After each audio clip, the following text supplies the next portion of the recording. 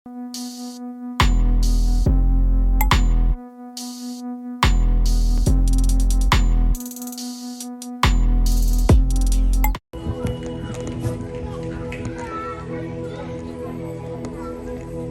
आहे का?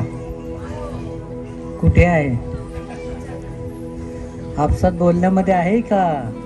धम्मदेशना ऐकण्यासाठी आहे. धम्मदेशना ऐकण्यासाठी लक्ष आहे का? मग साधुवाद म्हणा 3 वेळा.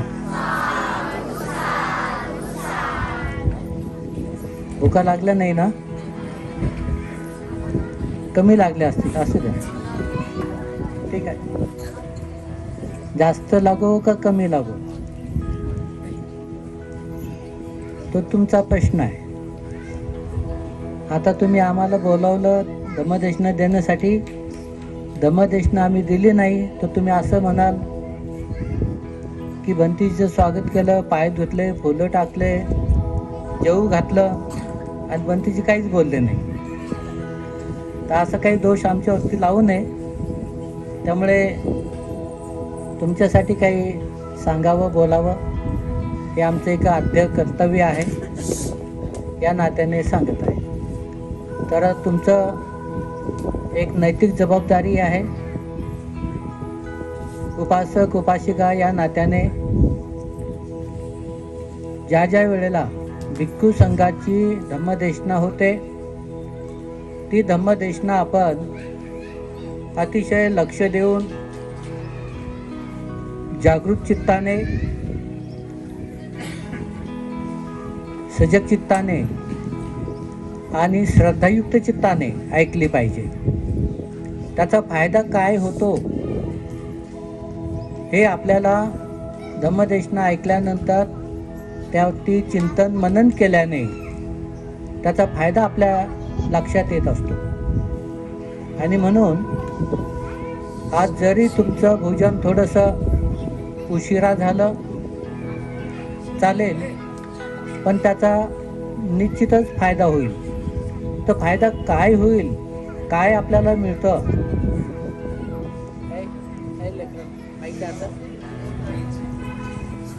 माईक पाहिजे का? तसं शांत बोलू नका. आपण आताच इंदवंश महाथेरो यांचं प्रवचन ऐकलं. 2 मित्र, दोघेही अट्टल चोर. एक जसा होता तसाच राहिला आणि एक बदलला. कशामुळे बदलला? प्रवचन ऐकल्यामुळे बदलला. जर प्रवचन ऐकलं नसतं तर तो कदाचित बदलू शकला नसता. म्हणजे दोघंही पक्के चोर, पण त्याच्यापैकी एक बदलतो आणि एक जसा आहे तो तसाच राहतो. याचं कारण त्या दोघांची बुद्धिमत्ता आहे की नाही. एक सतसत विवेक बुद्धीनं विचार करतो आणि एक आहे तो तसाच राहतो, कारण तो कोणत्याच बुद्धीनं विचार करत नाही.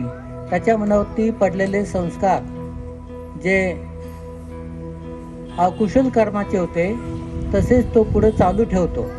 त्यामुळे त्याला बदलण्याची गरज भासत नाही किंवा तो बदलू शकत नाही. पण जो नेहमी चिंतन मनन करतो, विचार करतो, निश्चितच त्याची सतसत विवेक बुद्धी जागृत होत असते आणि आशामधून त्याच्यामध्ये परिवर्तन होत असतं आणि या परिवर्तनामधूनच माणसं बदलत असतात. आता तुम्ही सुद्धा इथे बसलेला आहात या पेंडॉलमध्ये. तुम्हालाही वाटते की काहीतरी आपण ऐकलं पाहिजे.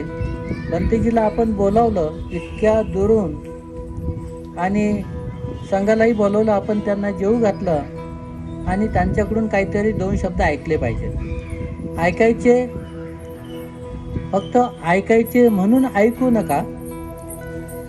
जे जे ऐकलं त्याच्यावरती चिंतन मनन करा. जे तुमच्या उपयोगी पडेल त्याला सांभाळून ठेवा. इकडं ऐकलं आणि इकडं सोडून दिलं असं होऊ देऊ नका. त्यासाठी भगवान बुद्धाचं जे वचन असतं हे महाकल्याणकारी आहे. माणसाच्या जीवनामध्ये बदल घडविणारं असतं. कमी प्रकाशाकडून जास्त प्रकाशाकडे घेऊन जाणारं असतं. अंधाराकडून प्रकाशाकडे घेऊन जाणारं असतं. हे बदल माणसाच्या चिंतन, मनन, आचरण, अनुभूती यामधून हा आपोआप बदल घडत असतो. तो बदल घडविण्यासाठी कोणालाही फोर्स करावा लागत नाही, कोणाला जबरदस्ती करावी लागत नाही.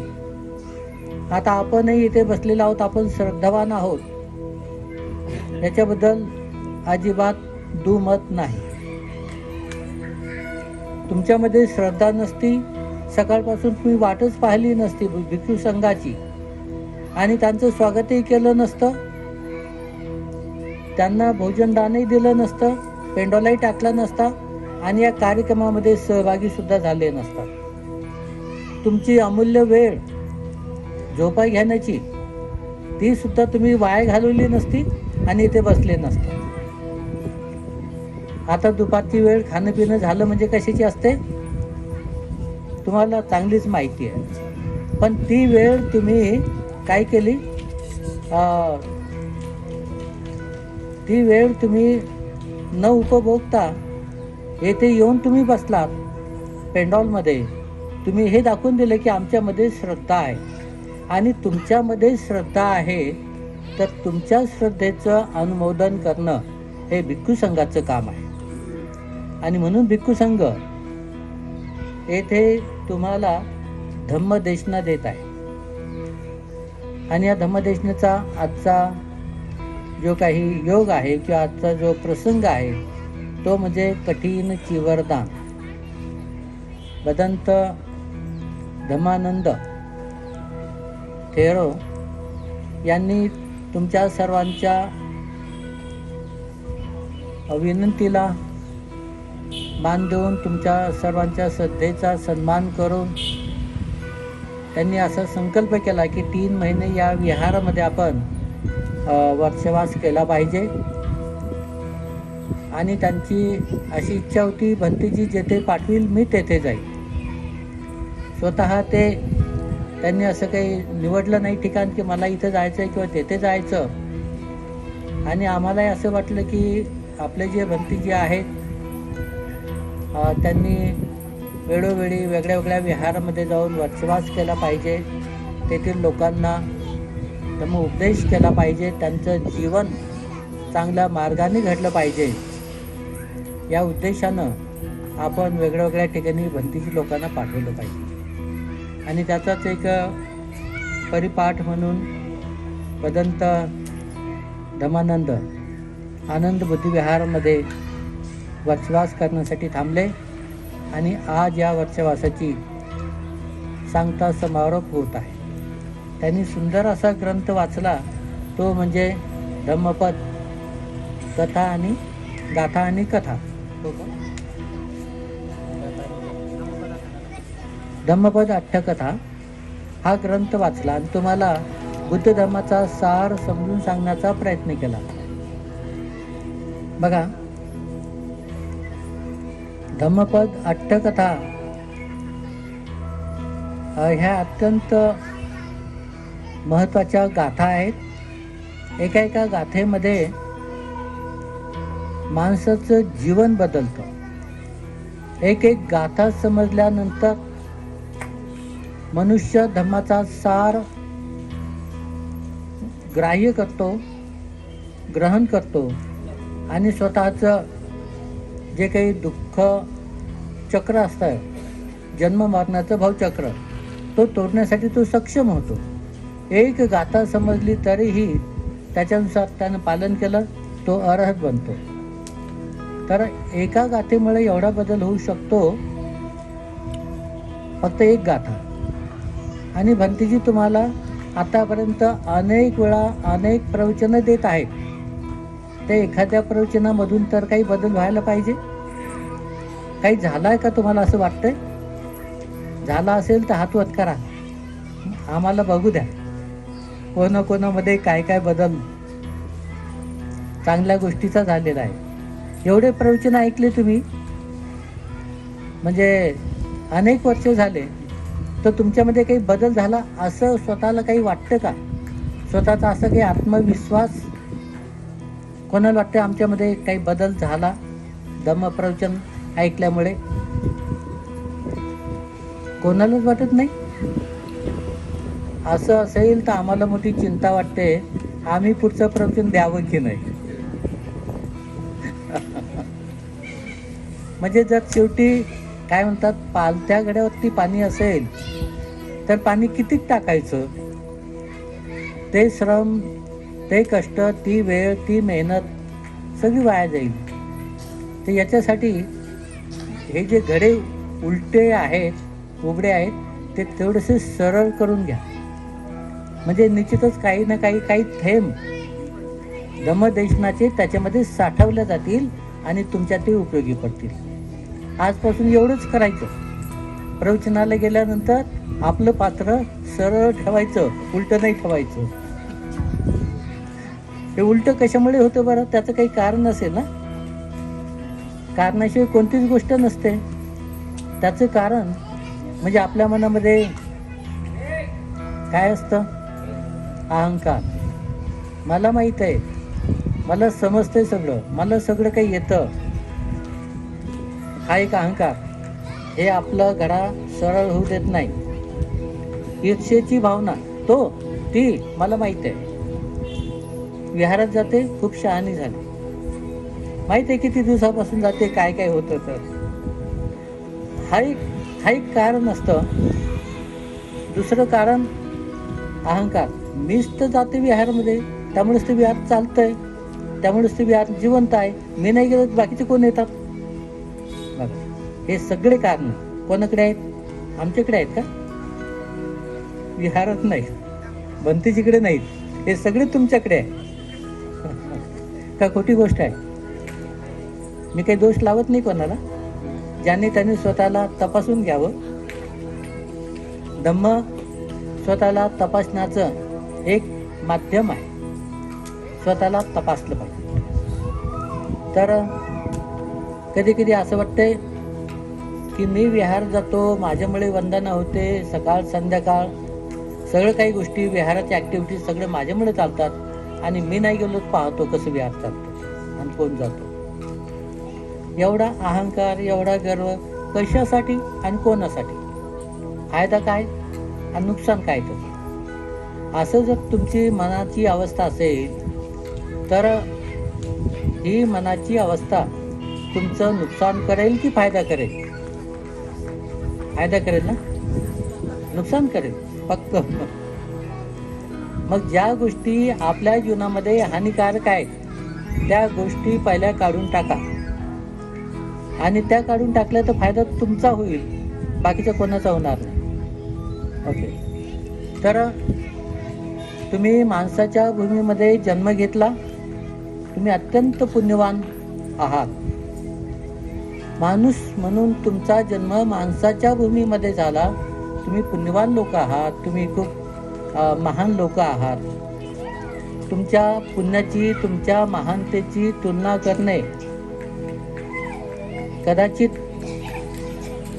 कोणत्याही व्यक्तीचं नाव पुढे घेतलं तर ते कमी पडू शकेल. एवढे तुम्ही महान लोक आहात, या मनुष्याच्या भूमीमध्ये जन्म घेणार आहे. तुमची महानता कुठे आहे? इथे त्याच्यामध्ये आहे की तुम्ही स्वतःला प्रथम माणूस म्हणून ओळखलं पाहिजे, एक गोष्ट. दुसरी गोष्ट, माणूस म्हणून तुम्हाला या माणसाच्या भूमीमध्ये जगता आलं पाहिजे. तिसरी गोष्ट, माणूस म्हणून तुम्हाला तुमची गुणवत्ता वाढवता आली पाहिजे. या गोष्टी तुम्ही नाही केल्या तर तुमचं जीवन कुठेतरी अपूर्ण आहे. माणूस म्हणून तुम्ही माणसाच्या भूमीमध्ये जन्म घेतल्यानंतर बाकीच्या लोकांना एक माणूस म्हणून तुमची ओळख पटली पाहिजे.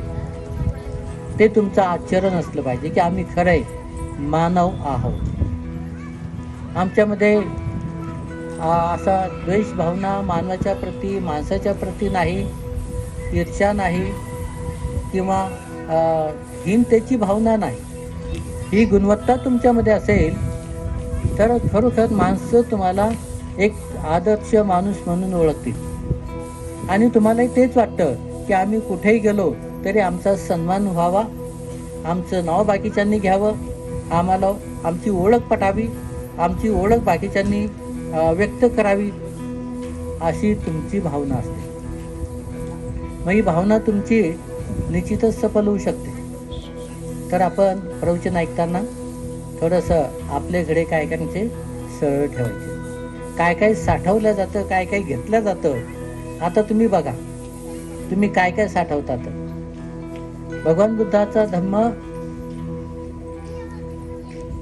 एवढा महान आहे, केवळ फक्त भगवान बुद्धाचं नाव म्हणून नाही. काय नीट लक्ष देऊ नये का? भगवान बुद्धाचा धम्म एवढा महान आहे, या माणसाच्या भूमीसाठी त्याची महानता, त्याची विशालता काय आहे तुम्ही स्वतः प्रवचनामधून अनुभवली पाहिजे, जाणली पाहिजे आणि त्यासाठी सजग होऊन, जागृत होऊन, एकाग्र चित्ताने, सदैव चित्ताने आपण देशना ऐकली पाहिजे. तर थोडंसं लक्ष द्या, चित्त विचलित होऊ देऊ नका, पूर्णपणे एकाग्र करा. आपलं चित्त काय असतं, चंचल असतं, क्षणाक्षणाला कुठेही जातं, काही विचार करतं. जे ऐकायचं ते ऐकत नाही, जे नाही ऐकायचं तिकडे गुंतून जातं. ओके. भगवान बुद्धाचा धम्म खूप महान आहे मानवाच्या भूमीसाठी, माणसासाठी. भगवान बुद्ध हे जे मानव आहेत, माणसाच्या भूमीतले, ते सुखी व्हावेत, आनंदी व्हावेत, दुःखापासून मुक्त व्हावेत, भय, भीती, चिंता, अधोगती, दुर्गती यापासून त्यांचं रक्षण व्हावं, अशासाठी भगवान बुद्ध तुम्हाला धम्माची शिकवण देतात. आता तो धम्म तुमच्या उपयोगी पडतो की नाही ते सुद्धा तुम्ही तपासून पाहिलं पाहिजे. फक्त ऐकायचं म्हणून ऐकू नका, विचार करून, ध्यान देऊन, लक्ष देऊन त्याचं परीक्षण करा. तुम्ही माणसाच्या जीवनामध्ये भौतिक जीवन जगत असताना तुम्ही धन कमावता, संपत्ती कमावता, हे बंगले, गाड्या, मोठं मोठं आपलं वैभव, सोनं चांदी, बँक बॅलन्स, हे सगळं काही आपण आपल्या जीवनासाठी कमावतो. कमावण्याचे सुद्धा दोन मार्ग आहेत, एक काळा मार्ग आणि एक पांढरा मार्ग. दोन मार्ग आहेत, चांगला आणि वाईट मार्ग. पण दोन्ही मार्गामधून काय मिळवलं जातं, धनच मिळवलं जातं. आता एक म्हण आहे, माणसाला कष्टाचं पुरत नाही तो बेईमानीचं कुठं पुरणार आहे. काय चुकीची म्हण आहे का? कोणी केली निर्माण? तुम्हीच केली. कोणासाठी? तुमच्याचसाठी. मग याचं पण ध्यान नसावं का? आहे की नाही? तर आपण भगवान बुद्ध सांगतात, तुमच्यासाठी, मानवासाठी 7 प्रकारचे धन आहे. किती? 7. त्याला आर्य धन म्हणतात. कोणते कोणते आहेत, कोणते कोणते तुमच्या वाट्याला येऊ शकतात, कोणते कोणते तुम्ही त्याला प्राप्त करू शकता, संग्रही ठेवू शकता, आणि कशा प्रकारे तुम्ही दुःखापासून, भयापासून, चिंतेपासून, आपत्ती विपत्तीपासून तुम्ही स्वतःचं रक्षण करून मुक्त होऊ शकता. भगवान बुद्ध सांगतात, शील एक धन आहे. शीलाचं पालन करणे, नीतिमत्ता जोपासणे, सत आचरण ठेवणे, शील धन आहे. शील हे तुमच्या मानवाच्या जीवनाचं सुरक्षिततेचं कवच आहे. तुम्ही शीलाचं पालन केलं, तुम्ही अधोगती, दुर्गतीला जात नाही, तुमच्या जीवनामध्ये संकट, धोके, दुःख उत्पन्न होत नाही, तुमचं रक्षण होतं. तुम्ही शीलाचं महत्त्व भंतेच्या प्रवचनामध्ये ऐकलेलंच आहे. शील हे तुमचं धन आहे. ज्या ज्या माणसाने शीलाचं पालन केलं जीवनामध्ये, तो अधोगती दुर्गतीला दुःखाला प्राप्त होत नाही. हे तुमचं रक्षण करतं. शील हे तुमचं धन आहे. ज्या मनुष्य शीलाचं पालन करतो तो स्वतःवरती प्रेम करतो, तो स्वतःची काळजी घेतो, स्वतःला सुरक्षित ठेवतो, स्वतःची हानी होऊ देत नाही. त्यामुळे शील या मानवी जीवनासाठी अत्यंत महत्त्वाचं आहे.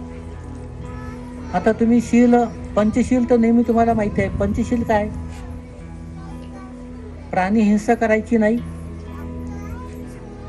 चोरी करायची नाही, व्यभिचार करायचा नाही,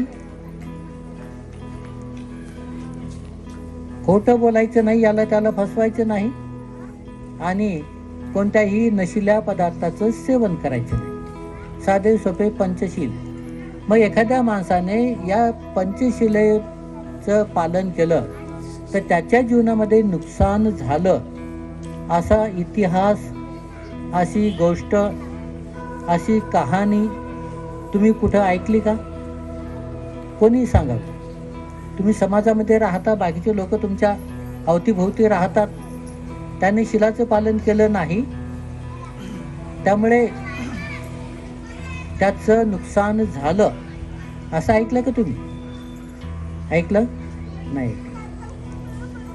याच्या उलट एखाद्या माणसाने जो आतापर्यंत शिलाचं पालन करत नव्हता पण तो शील पालन करायला लागला, त्याची उन्नती झाली, त्याची प्रगती झाली, तो सुखी झाला, समाधानी झाला, आनंदी झाला आणि आता एकदम सुखात आहे, असे तुम्ही उदाहरणं या समाजामध्ये पाहिलेले आहेत का? पाहिलेत का? तुमच्या अवतीभोवती आजूबाजूला एक हात वर आला, बाकीच्यांनी 2, 3, 4, 5 हे सगळ्या, आणि तुम्ही नाही पाहिले? अरे काय खोटं बोलता तुम्ही. खोटं बोलू नका. महिला आहेत म्हणून तुम्हाला सूट आहे असं नाही आहे. बघा, मी तुमचंच उदाहरण सांगतो. तुमचे मिस्टर अगोदर सगळे व्यसन जोपासायचे, त्यांनी सगळे व्यसन सोडून दिले, शिलाचं पालन करायला लागले, तुम्ही सुखी झाले का नाही? आता कसं हो म्हणता? एवढं माणसानं दिवसा ढवळ्या. जे सत्य आहे ते सत्य स्वीकारलं पाहिजे. वस्तुस्थिती काय आहे, कसा माणसा जीवनामध्ये बदल घडतो हे आपण जाणलं पाहिजे. आता तुम्ही शिलाचं पालन करायला लागलात, तुमचं कुटुंब, तुमचे मिस्टर, तुमचे मुलं बाळं, तर तुमच्या घरामध्ये 2 पैसे शिल्लक राहायला लागले. खोटं आहे का खरं आहे? अंगावरती दागदागिने त्यामुळेच यायला लागले, आणि त्या सवयी सोडल्या नसत्या ते दागदागिने चमकले असते का आज? कोण चिंताग्रस्त असतं, कोण दुःखी असतं, कोण भयभीत असतं? तुम्ही का जे शिलाचं पालन करत नाहीत ते, आणि तुम्ही सुखी असता का? म्हणजे त्यांच्याही मुळे तुम्ही सुद्धा दुःखीच असतात. तुमच्याही घरामध्ये सुख आनंद टिकला नसता. मग शील हे धन आहे माणसाचं. बघा कसं सुखी करतं माणसाला. ठीक आहे, त्यामुळे बुद्ध म्हणतात शील हे धन आहे. दुसरं धन कोणतं आहे? दुसरं धन दान प्रवृत्ती, दान देणे. दान दिल्यामुळे काय होतं? तुमचं बँक बॅलन्स वाढतं. कशाचं? पुण्याचं. आता तुम्ही म्हणसाल की आमच्या खिशातलं तर पैसे कमी होतात. तिथं ते कमी होतात, पण वाढतात कुठे? तुमच्या जीवनाच्या पुण्यामध्ये वाढ होते. तुम्ही ज्या पैशावरती प्रेम करता, ज्या भौतिक वस्तूवर, संपत्तीवर प्रेम करता, ती वस्तू तुमच्या सोबत येते का? कोणी सोबत देते का? खोटं आहे का खरं आहे? खरं आहे. कोण दाखवलं तुम्हाला खरं? कोरोनाने दाखवलं, कोविडनं दाखवलं. किती पैसा, किती धन, किती इस्टेट काही सोबत आली कोणाच्या? तुम्ही दिली का सोबत? तुम्ही तर एवढा एक दुरावा साधला की सक्का आपला माणूस असून त्याचं तोंड सुद्धा तुम्ही काही लोकांनी पाहिलं नाही. त्याच्या मोतीला जाणं, हात लावणं ते तर गोष्ट, खांदा देणं ते तर गोष्टच वेगळी झाली. पण ते सुद्धा करू शकले नाही. म्हणजे जर वडील मरण पावले असतील तर मुलगा त्या मोतीसाठी गेला नाही, किंवा मुलगा मरण पावला तर वडिलांनी त्याला हात लावला नाही. कोविडनं एवढी भीती भय दाखवलं आणि माणसाला खरं स्वरूप दाखवलं की काय तुमच्यासोबत येतं. संपत्ती सोबत येते नाही येत, धन सोबत येते नाही येत. मग आता समजा हे नाशवंत धन आहे, नाशवंत म्हणजे नष्ट होणार आहे, त्याला चोर लुटून नेतात, पोलीस लोक टपलेले असतात, वकील लोक टपलेले असतात, डॉक्टर लोक टपलेले असतात, नातेवाईक टपलेले असतात, इन्कम टॅक्सवाले टपलेले असतात. सगळं तुमचं धन बाहेर काढण्यासाठी, आणि तुम्ही त्याला सांभाळण्याचा प्रयत्न करता. किती सांभाळाल, किती कुलप लावाल तरी चोऱ्या होतातच, होतात की नाही. म्हणून हे ज्या गोष्टी आहेत ह्या थोड्याशा आपण लक्षात घेतल्या पाहिजे. मग या धनाचं चोरी होऊ नये, याचा व्यय होऊ नये, याचा अनाठाई खर्च होऊ नये, किंवा त्याच्यावरती आपत्ती येऊ नये असं तुम्हाला वाटत असेल तर तुम्ही त्याचं रक्षण करायला शिकले पाहिजेत. कसं रक्षण करणार? कुलप लावून नाही. बघा, ते सांगतो तुम्हाला. जे धन मिळवलं ते तुम्हाला सांभाळता आलं पाहिजे, टिकवता आलं पाहिजे, त्याचा उपभोग घेता आला पाहिजे. कसा घ्यायचा? हे जे दान आहे, एक तुमच्याकडे धनसंपत्ती आहे, त्याच्यावरती 16 प्रकारचे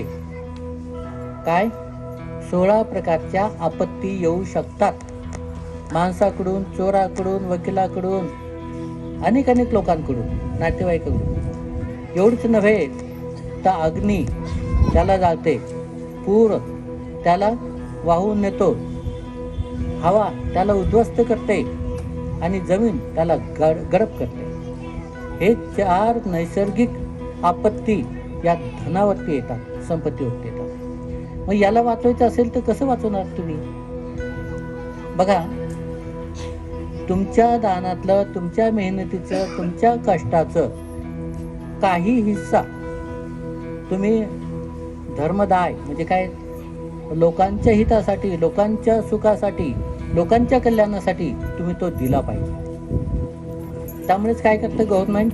तुमचा इन्कम टॅक्स काढून घेतं जबरदस्ती. आणि काही लोक इन्कम टॅक्सच्या भानगडीत पडत नाही, पण शेजारी पाजारी किंवा आपल्या गल्लीतला, आपल्या वस्तीतला कोणी एखादा गरीब गरजू व्यक्ती दवाखान्यात ॲडमिट असेल, काही आपत्ती, काही संकट आलं असेल तर स्वतःहून मदत करतात, धावून जातात आणि त्याला वाचवतात.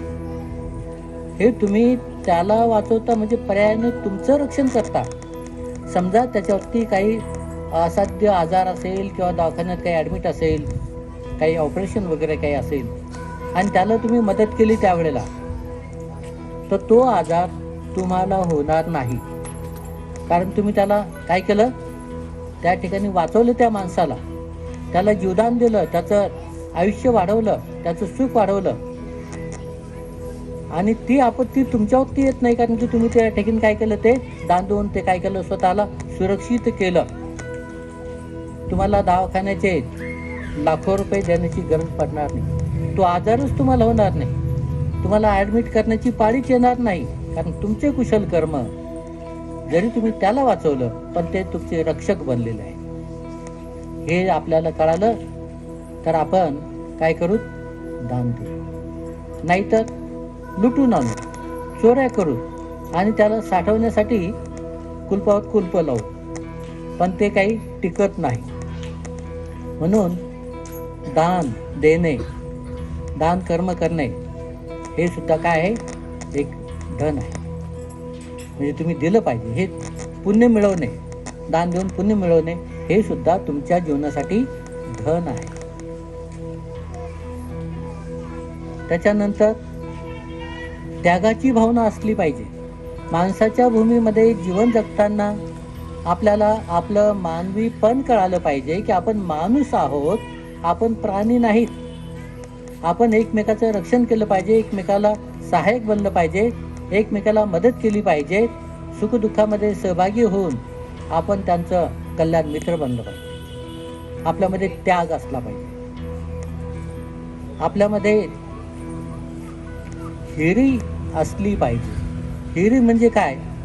माणसाच्या जीवनाचे दोन अतिउत्तम धम्म आहेत की जे प्राण्यामध्ये नाहीत, फक्त माणसामध्येच आहेत. हिरी आणि ओतप्पा. हिरी म्हणजे काय?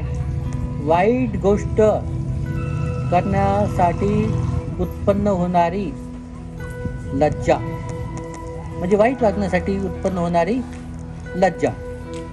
हे माणसाचं धन आहे, प्राण्याचं धन आहे का? बाकीचे प्राणी बघा तुम्ही, माणसामध्ये आणि प्राण्यामध्ये हा खूप मोठा बदल आहे. म्हणून माणसाचे जे काही धन आहे, हे माणसाचे धन आपण तपासले पाहिजेत आणि त्याच्याबद्दल आपण सावध असले पाहिजे.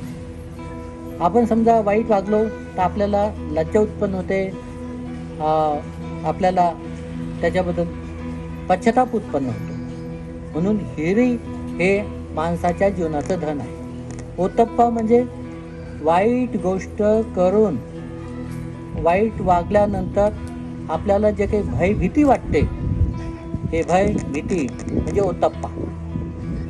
हे माणसाच्या जीवनामध्ये अत्यंत महत्त्वाचं धन आहे. हे धन फक्त माणूसच त्याला अनुभवू शकतो, माणूसच त्याचं रक्षण करू शकतो आणि माणूसच याचा उपभोग घेऊ शकतो. बाकीचे प्राणी, बाकीचे सत्व त्यांना या गोष्टी नसतात. म्हणून माणसामध्ये हिरी आणि ओतप्पा हे सुद्धा धन असले पाहिजे. आणि याच्या व्यतिरिक्त माणसाला बुद्धिमत्ता आहे.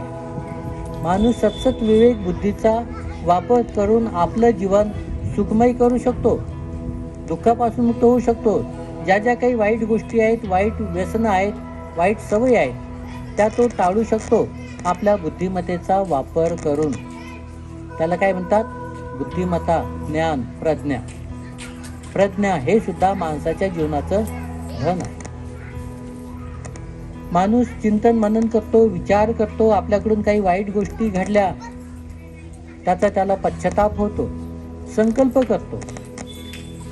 करतो आणि पुन्हा ही वाईट गोष्ट होणार नाही याच्यासाठी प्रयत्न करून स्वतःच्या जीवनाचा उद्धार करतो.